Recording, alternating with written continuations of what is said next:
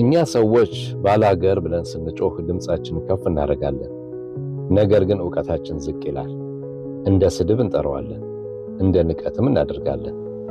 ነገር ግን አንድ ጊዜ ቆሜ ራሴን ጠየቁ፣ ይህ ቃል ለምን እንዲሆነ አልኩ። ሰርስሬ ስመለከት፣ ታሪኬን ስመረምር አንድ እውነት አገኘሁ። ይህ ቃል ከንቀት በፊት ማንነት ነበር። ባላገር ማለት ራሱን የማያሸሽ ሰው ነው። ከመነሻው የማይፈራ ማንነቱን የማይሸጥ ሰው። አንዳንዶቹ ግን በቃላቸው ይገርፋሉ፣ ሌሎቹ በዝምታቸው ይገነባሉ። ባላገር የሁለተኛው ነው። ዝም ብሎ የሚያድግ ጊዜ ሲደርስ የሚነግስ ሰው ነው። እና ዛሬ እኔ ይህንን እላለሁ፣ የሚያሳፍር ስም የለም፣ የሚያሳፍር አስተሳሰብ ነው።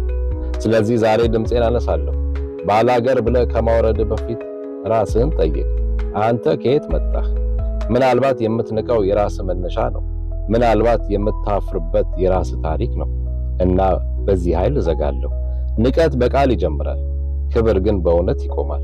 ማንነትህን አትሳደብ፣ ምክንያቱም ከነሱ የተነሳህ ነህና። ስላደመጣችሁኝ አመሰግናለሁ። ሸሂ